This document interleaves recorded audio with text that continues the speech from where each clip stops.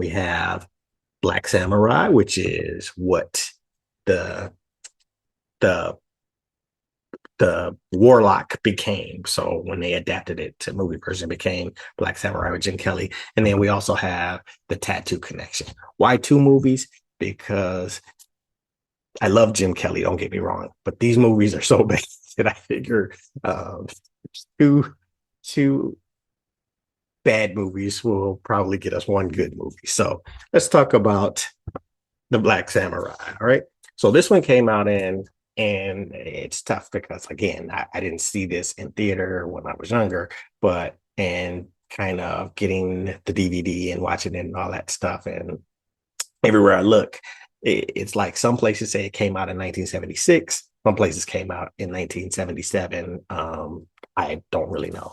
And the other thing is, when these movies are released later on and they reissue them, they kind of build them or package them under different names. So this one is packaged on DVD as Black Terminator, and it's like what? So but like I said, it's based on book six of the Black Samurai series. And what it is um, Jim Kelly plays Robert Sand, who's the Black Samurai, and he's called on to save his girlfriend from a drug dealing, freakish, satanic cult leader. And that's the guy I was talking about in the book, who's kind of almost like again, almost like a Jeffrey Epstein type of guy. So who do you have in Black Samurai? You got, of course, the man himself, Jim Kelly, as Robert Sand. And then the only other person who was really from the Blaxploitation genre was Marilyn Joy. She plays a character called Sin. And I'll talk about that character in a minute. But excuse me, the everyone else is kind of either Asian or just someone who I just really wasn't not familiar with. But what I do want to show you, the movie itself, nowhere near as thrilling as the book. But the thing I do like is if you take a look at this, I'm trying to get out the way a little bit.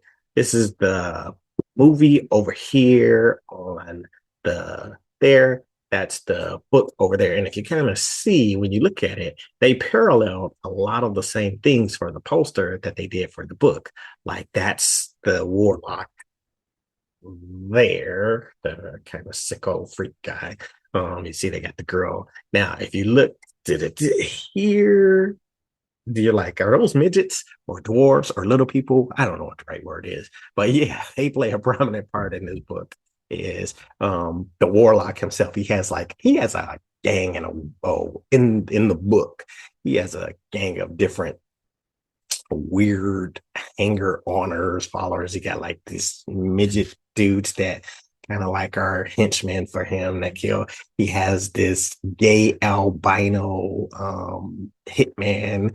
He has supposedly a wolf, human werewolf, wolfman type of thing. And I think it may be two in there, the way the character arc flows towards the end. So it's just like some crazy characters. But yeah, you could see the similarities between book six and the movie.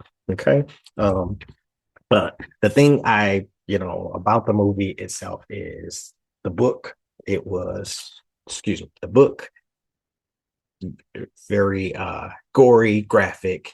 In the movie. And I know considering the time it was in the 70s, they didn't have the technology to do a lot of matching up. But a lot of the characters in the movie were watered down from um, how they were in the book. And I'll just give you an example. So the warlock himself, you can look at the book, you can look at the poster, is in the book, he's like this bald kind of freako sick guy specializing in blood sacrifice orgies and bizarre sex rituals.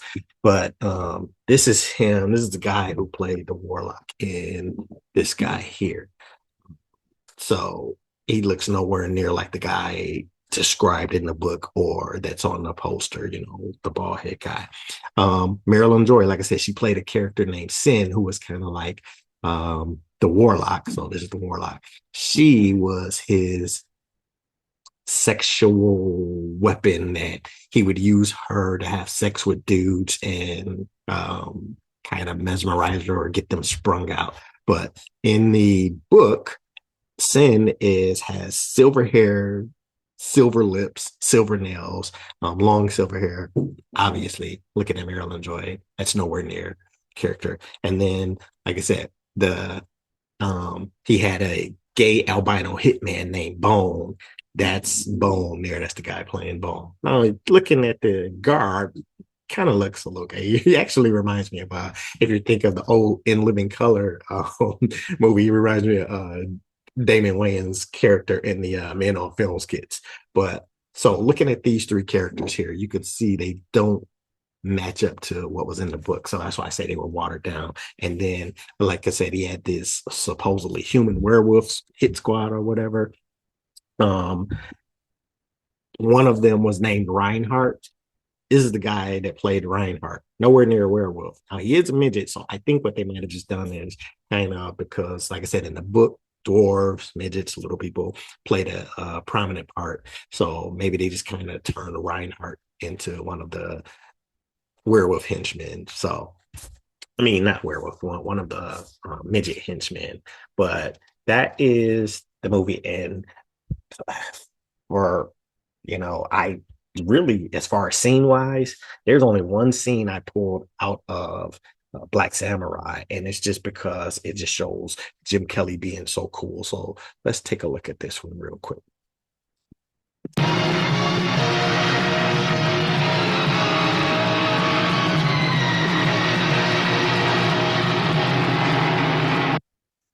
So that's the best scene I can give you from Black Samurai and here's the thing about it. Jim Kelly has this like Ferrari and Robert Sand, the Black Samurai, has this Ferrari in the movie, like sweet car, and it's cool with Jim Kelly driving it.